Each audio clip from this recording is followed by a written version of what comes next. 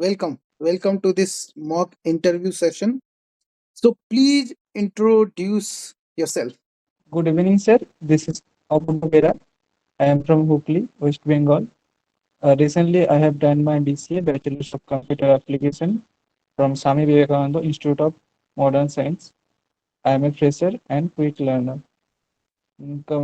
Coming to my family background, there are four members in my family: my father, my mother, my elder brother, and myself. My hobbies are gardening and listening music. Talking about my strength, I love to stay updated with new trends in tech industry. My positive attitude is one of my strengths. Talking about my skills are computer operating system, computer networking, and basic troubleshooting. Mm, Recently, I received technical support fundamental certifications from Google. Thank you.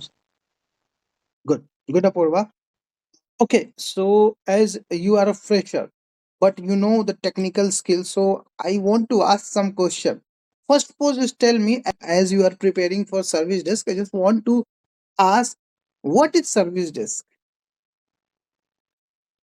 Sir, Service Desk is a first point of contact for users. It acts like a uh, communication interface between the users and the IT team. And any user have any IT related issues, then they must go for IT service desk,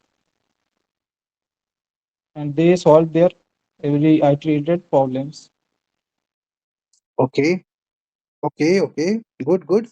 Uh, okay, so then what is the difference between then customer support and service desk? I think both are same. Uh, Actually, both are not same. Actually, they are providing the service for customer support. What happened? The customer support agent directly communicate with customers, and every issues the customer is facing, they have to understand the customer needs, and then they have to solve their issues. But on the other hand, in service desk, what happened? We have to support our team member. Okay, not directly engage with the customers. That's all. Great. Okay, thank you for clarifying this. I was thinking like both are same. That's why. Okay, thank you, Apurva. Uh, now, tell me, as you said, you have some troubleshooting skills also. So, how do you approach troubleshooting a problem step by step? Like, what is the step should be? Uh, mm, for the any IT related issues, for first we have to define the problem. Before solving or under any problem, we have to understand what is the problem. Then we have to define the problem, what type of problem is, which related any software related issues or hardware related issues. We have to categorize the problem. After that, I have to ask some questions related to problem to gather some information from the team member. After that, based on the collected information, then I have to analyze the data and make decisions. And after that, based on my analyze, I have to make a uh, suggest a solutions for team member and test it. And after that, give the implementation solution to the team member. And if it's not solved, we have to repeat the same task again. That's all. But if we'll repeat the same task again, is that resolve the issue? Uh, or we have to some implement something change in between them. So we have to implement. We have to do some implementation. Yes, yes. Okay. Okay. Thank you for clarifying that. Now, could you please tell me what is operating system? Operating system is a system software which acts as a interface between the hardware components of computer Mhm. and the user. And what is the latest operating system right now in Windows Uh, in Windows, it's Windows 11 11? for PC. Um, Okay. Okay. And do you know what is the operating system of Android? Updated operating system? Updated, I think 15 is going on Yes, 15 is the now. latest one. Okay. Okay, good. Now, my next question is it is from network. So, what is an IP address? Uh, IP address stands for Internet Protocol Address. When any device is connected through network, it automatically assigns a unique numbers of unique numbers to communicate with every communicate with networks actually. For that, we have to we have any one IP, at least IP address to communicate with the network. That's it. Okay, It's then just two okay. latest version actually. IPv4, IP6. No, no. Okay, thank you. Now, tell me how to check the IP address in any computer. In any computer. First, I tell about Windows. Okay, so if we check in Windows system, first we have to click on the Start menu, then choose the command prompt application. Mm-hmm. After it, the application is open. We have to enter the command ipconfig and press enter. After that, we saw the IP address in the command prompts display. Okay. Okay, great. Thank you. Uh, or if we do and check same task in the Linux and Mac operating system, Mac OS. So then we have to do some changes in comment. Actually, just we have to there is different applications named terminal. We have to go first terminal Mm-hmm. and open it, then run the command if config and press enter. Then it is visible. Okay, so the terminal and CMD is different only. The command is the same, correct? Sir, command is different for different operating system. I, For Windows, it's ipconfig. mm-hmm. For Mac or Linux, it's if config. Okay, if config. Okay, thank you. Yes. Thank you, Purva, for clarifying this again. Now, just tell me what is SLA? SLA. SLA stands for service level agreement. It happens between the uh, service provider company, uh, between the service provider company and with one or more clients to how they deliver their provide their services and what is the time everything. It is written document which is conducted between two parties. Okay. Based Okay. on this agreement, they provide the services. Okay. Now, tell me what is DNS? DNS stands for domain name system. Actually, DNS translates the human readable text domain name to its actual IP address. We can take example like when we enter the URL. Mhm. www.google.com in any web browser. It translates its IP address, and then we show the result. The Google's web pages come in front of us. Okay, okay. Then what is DHCP? DHCP is stands for Dynamic Host Configuration Protocol. It is a network management protocol.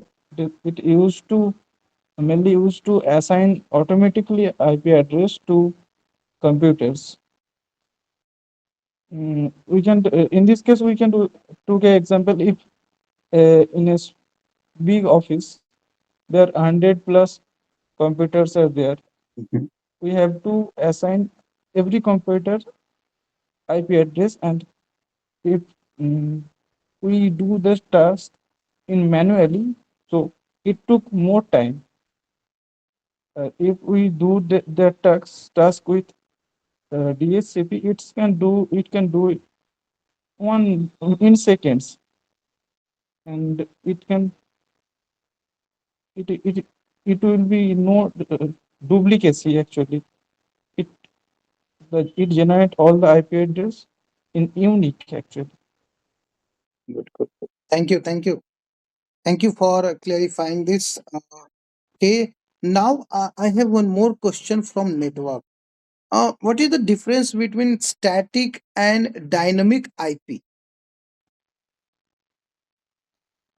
Okay, static IP is created by in static IP we created it manually. Suppose we have to we don't change it when we needed, but it always fixed. We can take examples like servers, data centers. Its IP address always fixed. On the other hand, the dynamic IP address is automatically assigned by the DHCP server, and we can uh, make changes in the IP address according to our needs, and it is very much Okay, okay, okay, is the word. okay.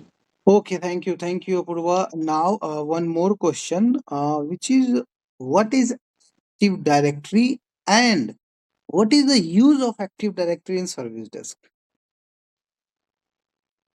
Active Directory is a Microsoft Directory Services which stores information about computers, groups, users, printers, and others resources, and and it helps to manage authentication and authorization. And Active Directory can also help in user management. Also, from Active Directory we can create new account, uh, unlock every account, and reset passwords from here, and we can give permissions from here, what are the group they are belonging from, what applications they can be used, access control we have to give from Active Directory. Okay, Apurva, that's great. Okay, now I have some situation based, or I can say scenario based question for you. Yeah, I know you are a fresher, but again, I just want to hear you something about that situation. So, suppose a user is very upset and upset with the service.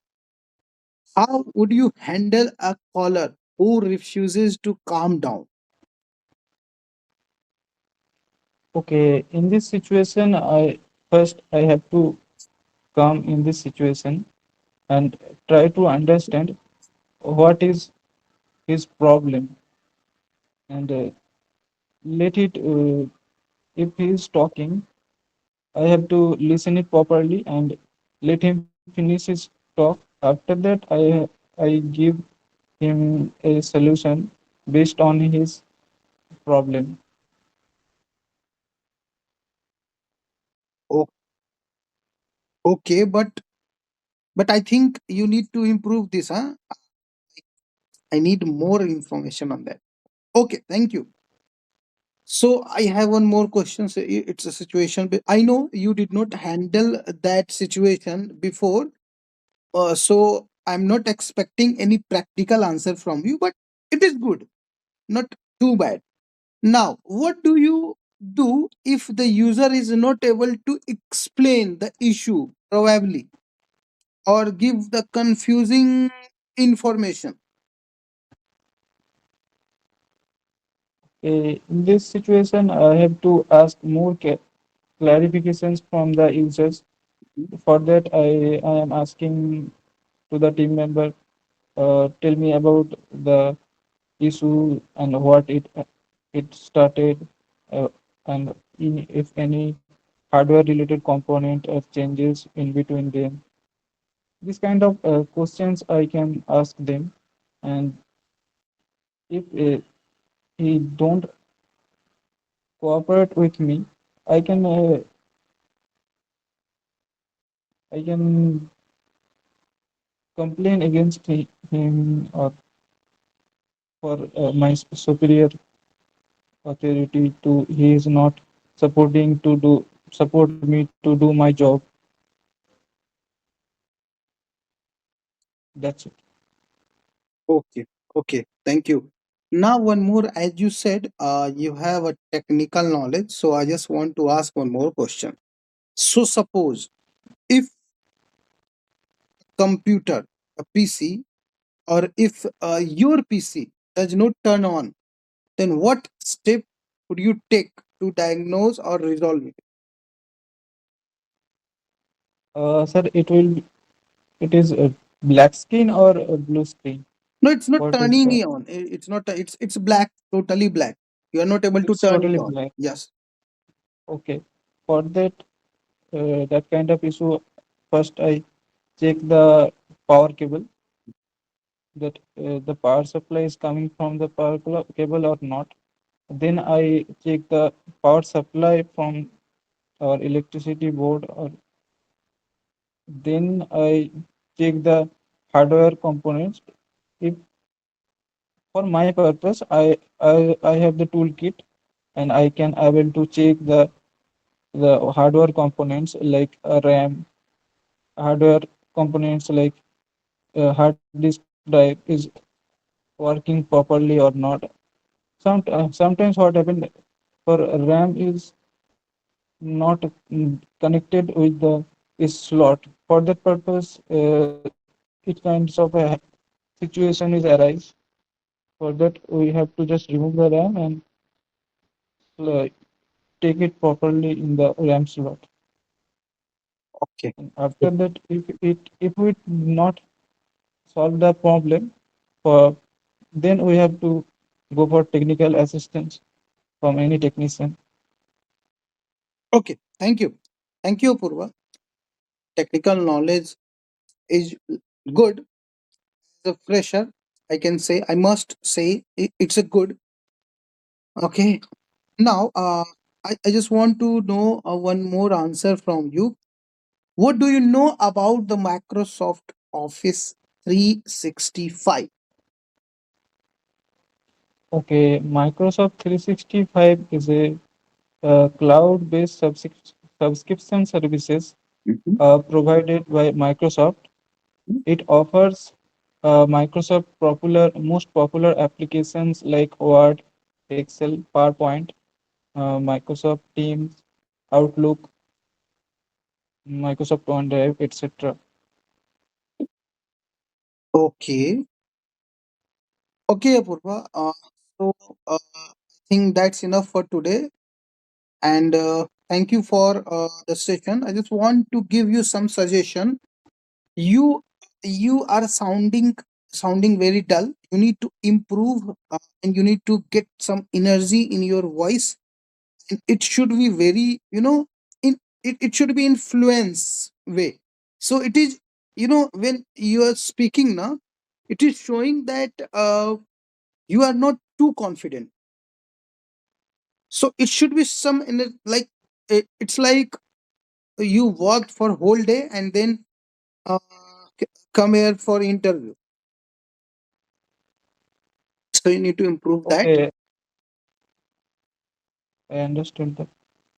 Okay, now one question for myself.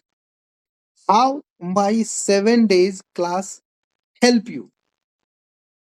Please explain in detail from the day one. I just want to know, and I'm our viewers also wants to know. From day one, I have not much more knowledge about service desk and not much more communicate. I not much more communicate with anyone in English. Communicate in others language like Bengali, Hindi. But in 7 days, uh, I improve my communication skill a lot, and it helps me to improve my technical skills also side by side. From day one, I was very confused and very, I think, underconfident actually to what happened, what to do, how to solve this issue, and how to perform well in interview. Very much thought in mind. And when I joined after the 2 or 3 days, I have interview. So I think I am under very stress actually. But then from that day to in 7 days, it improved much from my side. And sir, you also guide me how to do that and how to practice for communication.